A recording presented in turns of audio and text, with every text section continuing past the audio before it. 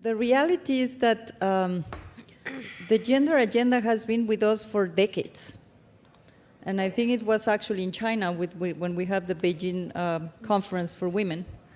And progress is being very slow. So what at the OECD we perceive as a great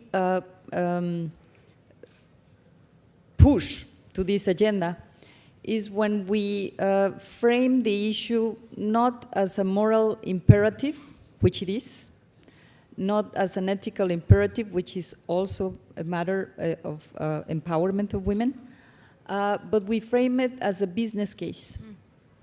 Because in all of our economies, in all of our countries, OECD and emerging economies, governments have invested a lot in educating women.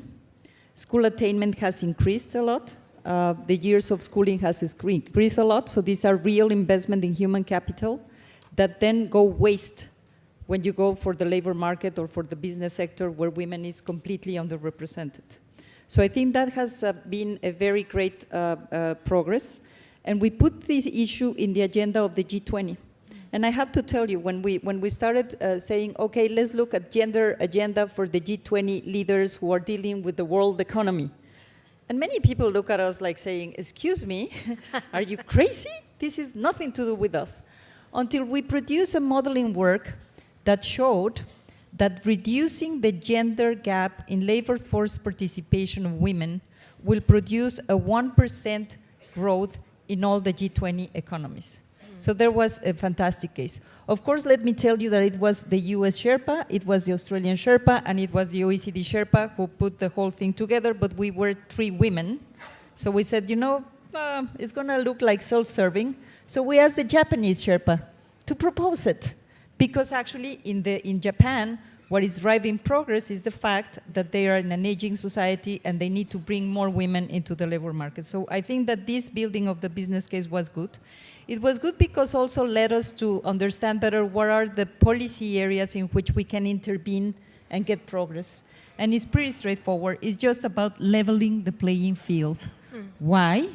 Because women have special needs due to maternity issues, and because societies have decided that the role of women is to take care of children. So what do? Well, you go for better burden sharing between men and women.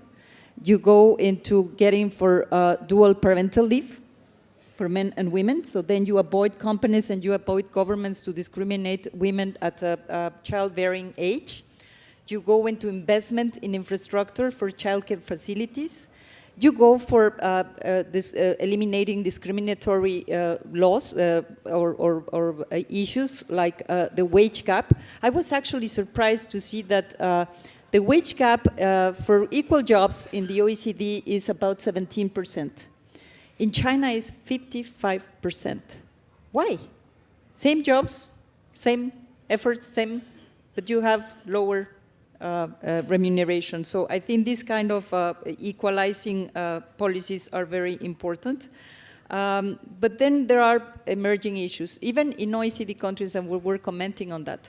All these rules, all these infrastructure, all these policies, I think that have been advancing in all the countries, and I think that's good news. Even quotas, because one of the areas in which women are really low representation is in the business sector, where the Forbes and the CAC Current only have 5% representation of women, so quotas work when you design them in a way that is merit-based.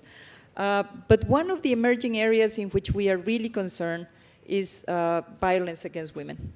Because the reality is that we have made progress on the economic sphere, we have made progress on these policy areas, but one issue that is really worrisome in all of the advanced economies, in all of the emerging economies, is violence against women. 1 out of 4 women in advanced economies is suffering violence everywhere. So this is an area that we need to address. And then the most difficult part where I think progress has been very slow and is preventing us to make more progress on the policy field is fighting gender stereotyping and cultural norms. Because you can see it, I have to say, and I have to recognize Korea just produced a dual parental option, given the most generous time frame for men to go and take care of children. 1 month. You know who take that up? 0. So it's not only about the rules, it's how do you change the cultural norms that prevent men, and I have to say that I'm very happy to see so many men in the audience, because the reality is that men are also preventing themselves from enjoying their families and their children. This is one of the areas where we really need to move. And it also impacts the question of STEM, because you are designed some roles for girls, some roles for women, and this is the expectations that build up in where you locate yourself in the economic and the social frame.